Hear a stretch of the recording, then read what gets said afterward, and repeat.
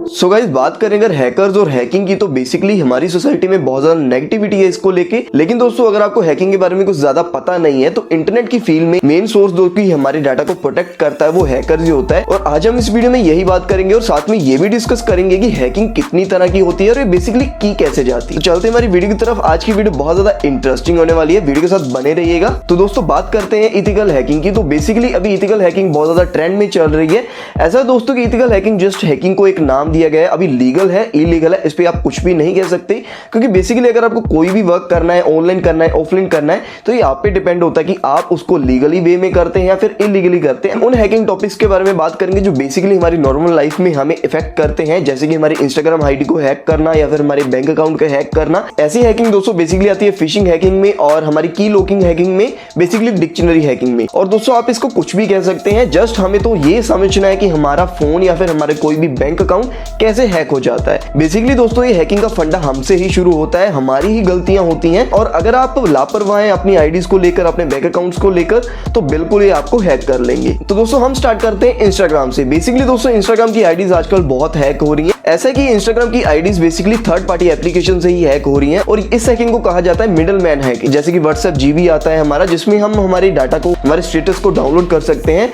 ऐसा है दोस्तों कि डाटा ही सारा कुछ होता है। मैंने पहले भी अपनी वीडियोस में बताया, हमारी इंटरनेट की फील्ड में अगर सबसे बड़ी दौलत क्या होती है, डाटा ही होती है। और जीबी व्हाट्सएप में जितना भी डाटा होता है वो सारा का सारा उसके डेवलपर के पास जाता है, जो भी जीबी व्हाट्सएप का डेवलपर होता है। और उस आईडी के साथ वो हैकर कुछ भी कर सकता है, आपकी आईडी के थ्रू कुछ ना कुछ किसी और बंदे को सेंड कर सकता है। ऐसे बहुत ज्यादा केसेस आ चुके हैं और इसके सॉल्यूशन ढूंढना बाद में मुश्किल हो जाता है। तो बेसिकली लापरवाही हमारी ये होती है कि हम थर्ड पार्टी एप्लीकेशंस जैसे कि गूगल से हम डाउनलोड कर लेते हैं, प्ले स्टोर से डाउनलोड कर लेते हैं ऐसी एप्लीकेशंस जिसमें हमें हमारे इंस्टाग्राम या फिर फेसबुक, किसी भी आपके सोशल हैंडल का पासवर्ड और आईडी देना पड़ता है। बेसिकली जब आपका पासवर्ड उस डेवलपर के पास पहुंच चुका है, तो आप कैसे कह सकते हैं कि आपकी आईडी सिक्योर रहेगी। सो बेसिकली आपने शेयर कर दिया है, आपने अनजाने में शेयर कर दिया, आपको नहीं पता था इस बारे में, लेकिन अभी आपको पता लग गया, तो सारी एप्लीकेशन डिलीट कर दीजिए। और दोस्तों, अब हम बात करें अगर बैंक अकाउंट्स की, तो बेसिकली बैंक अकाउंट्स कैसे हैक हो जाते हैं। अगर हम बात करें आज के कुछ ओल्ड एज पीपल जिनको अभी स्मार्टफोन्स अच्छी तरह से चलाना नहीं आता, ऐसा नहीं कि ओल्ड एज वाले पर्सन ही है, बहुत ज्यादा यूथ भी हमारा इसमें जा रहा है। इसमें क्या होता है, बेसिकली दोस्तों एक मैसेज सेंड किया जाता है या फिर आपको ईमेल आता है जिसमें आपको कोई ना कोई स्कीम दिखा दी जाती है, जैसे फ्रॉड स्कीम आ जाती है।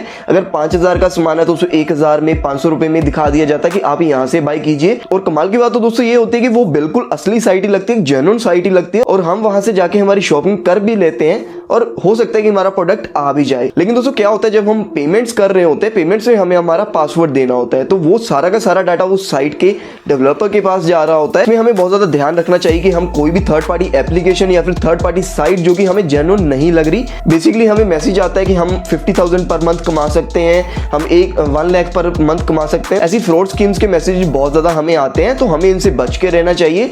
जस्ट उन लिंक्स को आप ओपन मत कीजिए, इतना ही बहुत है। और दोस्तों, अब हम नेक्स्ट बात करें गेम्स। बेसिकली दोस्तों, गेम्स में बहुत बड़ी दिक्कत आती है, लेकिन मैं आपको बता देना चाहता हूं कि जो भी गेम्स में हैकिंग होती है उसको हैकिंग नहीं कहा जाता, उसे एक टर्म दी गई है क्रैकिंग। सो बेसिकली क्रैक्स होती हैं, जो भी हमारी गेम्स होती हैं वो क्रैक की जाती हैं। क्रैक का मतलब दोस्तों बेसिकली ये होता है कि जो भी हमारी गेम्स की फाइल होती है, उस गेम की कोई भी फाइल को चेंज करना, उसमें कुछ सेटिंग्स को चेंज करना, बेसिकली दोस्तों ऑफलाइन गेम्स में बहुत ज्यादा आसान होता है। मैंने खुद ने बहुत बार किया है, लेकिन ऐसा होता है कि ऑनलाइन गेम्स में बहुत बड़ी दिक्कत आ जाती है। ऐसा होता है कि ऑफलाइन गेम्स में तो हम चेंजिंग कर लेते हैं, कोई भी डाटा हमारा ऑनलाइन नहीं जाने वाला, लेकिन ऑनलाइन गेम्स में बहुत बड़ी दिक्कत आ जाती है। क्योंकि होता क्या है कि जो भी हमारा डाटा होता है ऑनलाइन गेम का, होता तो हमारे फोन में, लेकिन सारा का सारा डाटा सर्वर पे होता है, उनके सर्वर पे होता है और वो हर एक सेकंड में चेक होता रहता है। और पीछे हमारी पबजी गेम जो भी बैन हो चुकी है, बहुत दुख की बात है।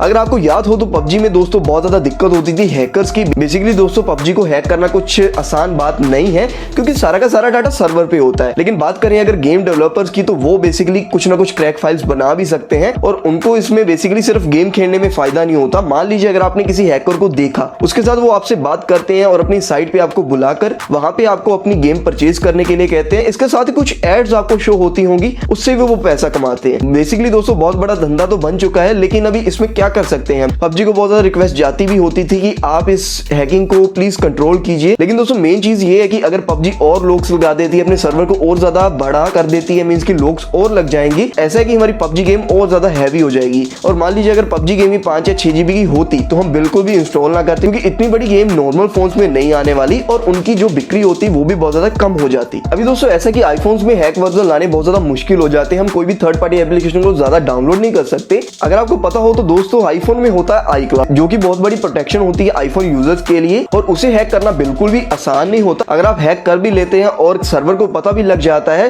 तो आप बहुत बड़ी मुश्किल में पड़ने वाले हैं। और दोस्तों अगर एंड में हम बात करें एक और टर्म की, तो उसका नाम होता है फिशिंग। दोस्तों बेसिकली फिशिंग का क्या मतलब होता है, मान लीजिए आपने किसी भी अपनी दोस्त की आईडी के डाटा को लीक कर दिया, मींस कि उसके आईडी के डाटा को किसी थर्ड पार्टी एप्लीकेशन के साथ अपने दोस्त की आईडी को आपने हैक कर लिया, उसके डाटा को आपने अपने पास रख लिया और लीक कर दिया, कुछ भी आप उस डाटा का कर सकते हैं। बेसिकली वो डाटा आपके पास आ गया, तो इसे कहते हैं दोस्तों फिशिंग। इसे कोई भी हैकिंग नहीं कहते, बहुत ज्यादा लोग कंफ्यूज होते हैं। अगर आपका दोस्त कह देता है कि मैंने उस बंदे का डाटा अपने फोन में ले लिया है, तो इसे बिल्कुल भी हैकिंग नहीं कहते हैं, इसे कहते हैं फिशिंग। ऐसा दोस्तों की ये वीडियो थोड़ी सी लंबी जा रही है, मैं डार्क वेब के बारे में भी आपको बताने लगा था। अगर आप जानना चाहते हैं डार्क वेब के बारे में तो मुझे कमेंट सेक्शन में जरूर बताइएगा। मिलते हैं हमारी अगली वीडियो में कुछ ऐसी इंटरेस्टिंग, और मिलेंगे हम उस वीडियो में डार्क वेब के टॉपिक के साथ। अगर आपको ये वीडियो अच्छी लगी तो लाइक कमेंट शेयर करना ना भूलेगा। अगर आपको डार्क वेब के बारे में जानना है तो मुझे कमेंट सेक्शन में जरूर बताइएगा। नेक्स्ट वीडियो में हम मिलेंगे डार्क वेब के टॉपिक के साथ।